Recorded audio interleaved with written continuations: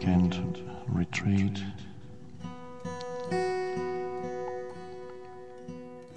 Retreat, the word comes from Latin. Re always means back. Treat probably means step back or pull back. Step back. You're retreating, not so much from the world, because the world is always here, the external world with its limitations, but from the mind. Step back from the stream of thinking.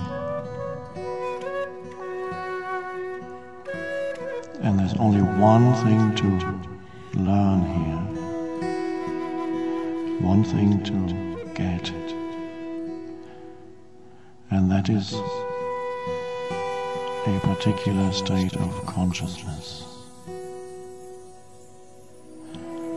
That state of consciousness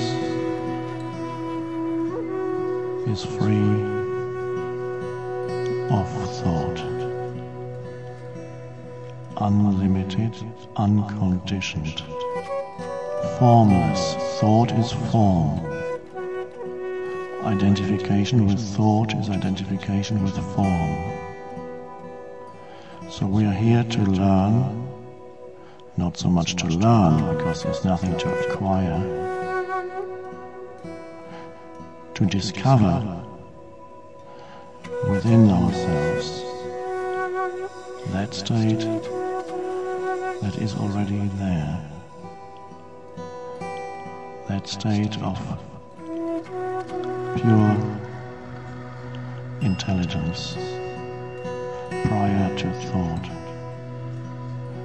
before thought arises, after thought has subsided.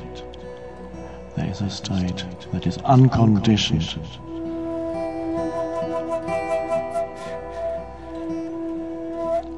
and you can't acquire it or get it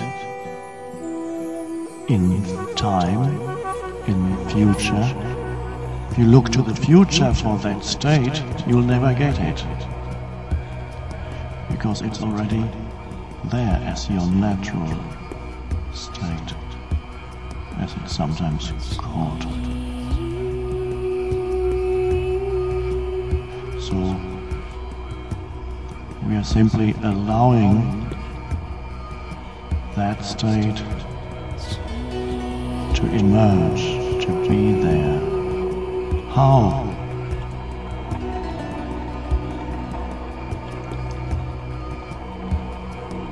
By entering the stillness that is inseparable from that state. A state of knowing, but not knowing through concepts or labels or images. Pure knowing.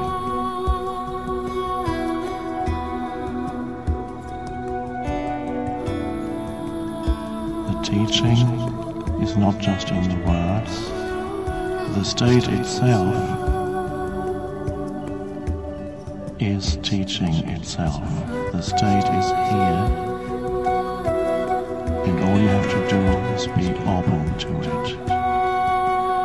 Sitting here for a whole weekend is not interesting to the mind.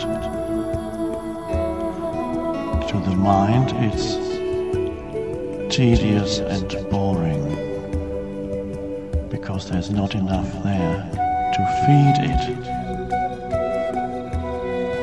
Not even knowledge. Our weekend retreat is not knowledge-based. Nobody here needs more knowledge. Nobody here needs to add more content to the accumulation of content that's already in the mind, the human mind, that is sometimes called a person. It's full of content, ideas, opinions, belief systems, full. Some true, some not true, nothing ultimately true.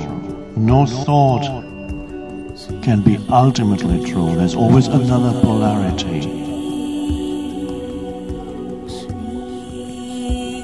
Any statement you make about anybody or anything is only partially true. It's a perspective. Thought is always no more than a perspective, a tiny fragment. Thought is always fragmentary. If we are totally identified with thought, we ourselves become fragmented. The state of wholeness is lost.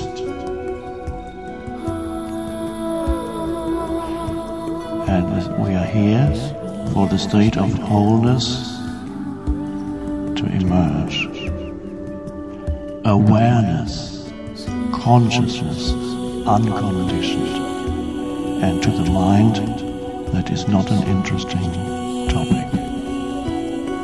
Because the mind is form, it's only interested in form. What can you feed me with? What can I absorb here? Nothing. So occasionally you may find a wave of restlessness, of impatience, of total absence sweeping over you. And that is the momentum of the mind. Boredom, perhaps. In boredom there's a looking for something, but it can't be found. It's a frustrating state. The mind is looking to feed on something, but not finding it. That's called boredom. And then you will drift off into some dreamland, fantasy about past, future, imaginary situations, past situations. See yourself next week back in the office. At least that's interesting. And then at times the mind wave may subside, and there's a state now that is not recognizable by thought, is not recognizable by the mind. To the mind, that state is completely uninteresting. That is the state of simple and pure and still alert awareness. In other words,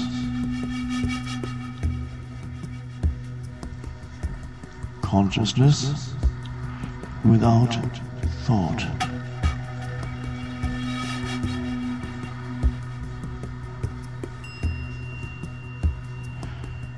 Not that thought will never operate again. Thought comes out of that, goes back into that. But to know the vastness that is there, beyond thought, and then gradually dwell in that, rather than dwell in the stream of thinking, you dwell in that unconditioned vastness.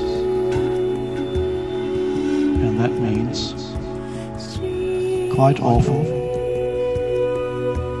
you will be walking, sitting, especially sitting here, moving, and there's simply a state of clear, alert presence. And you know without labels, you know without thought, a deep knowing.